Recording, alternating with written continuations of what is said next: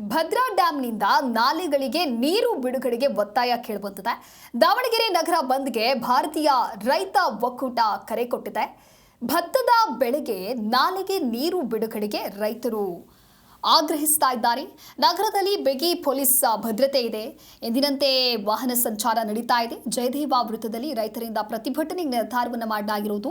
186 ಅಡಿ ಸಾಮರ್ಥ್ಯದ ಭದ್ರಾ ಜಲಾಶಯದಲ್ಲಿ 175 ಅಡಿ ನೀರು ಇದೆ. ಎಸ್ಎ ರವೀಂದ್ರನಾಥ್, ಎಚ್ಆರ್ ಲಿಂಗರಾಜ್ ನೇತೃತ್ವದಲ್ಲಿ ಬಂದ್ಗೆ ಕರೆ ಕೊಡಲಾಗಿತ್ತು. ಮತ್ತೊಂದು ಕಡೆ ಬೇಸಿಗೆಯ ವೇಳೆ ನೀರು ಬಿಡುಗಡೆಗೆ ಕೆಲ ರೈತರಿಂದ ಕೂಡ ಆಗ್ರಹ ವ್ಯಕ್ತವಾಗಿದೆ. ಅಡಿಕೆ, ತೆಂಗು ಸೇರಿ ತೋಟಗಾರಿಕೆ ಬೆಳೆಯನ್ನ ಬೆಳೆದಂತಹ ರೈತರ ಆಗ್ರಹ ಇದು.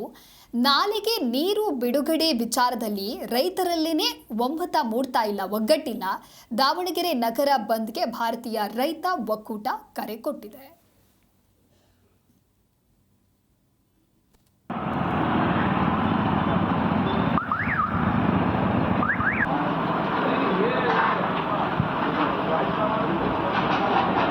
हाँ, बहुत